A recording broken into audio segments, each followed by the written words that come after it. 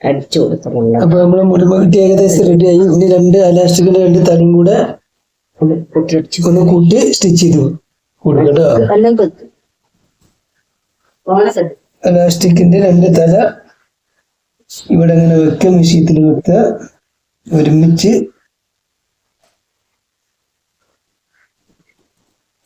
ഒന്ന് കെട്ടിട്ട് കൊടുക്കുക. നന്നായിട്ട് ഓക്കെ.